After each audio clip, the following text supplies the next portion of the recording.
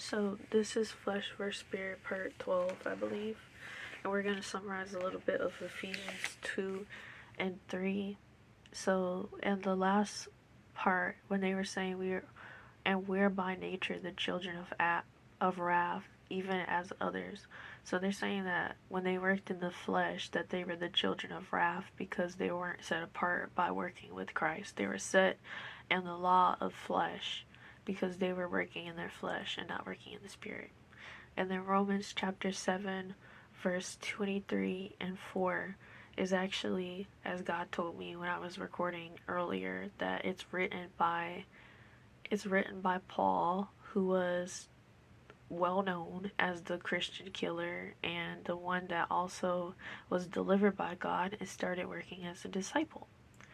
So, and he also talked about the warring between flesh and spirit, and that the things that he wanted to do, he had a trouble with, and the things that he didn't want to do, he did.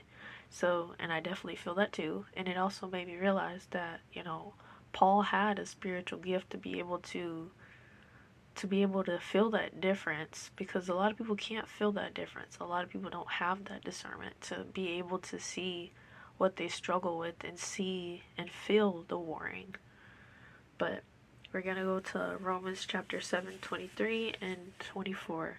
But I see another law in my members, warring against the law of my mind, and bringing me into captivity to the law of sin, which is in my members. O wretched man that I am, who shall deliver me from the body of this death?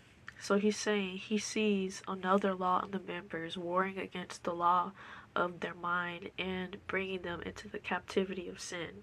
So again, sin has its own law, Christ has his own law, and they're saying that the law of sin is bringing them into captivity.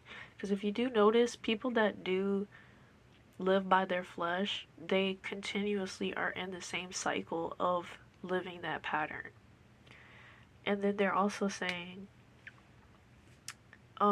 that he sees the captivity of the law of sin, which is in his members. And then he's saying, "O wretched man that I am, who shall deliver me from this body of death?" So he's also saying that, one, the wretched man that he is, and who shall deliver him from this body of death. So they're saying their flesh, their physical body is a body of death.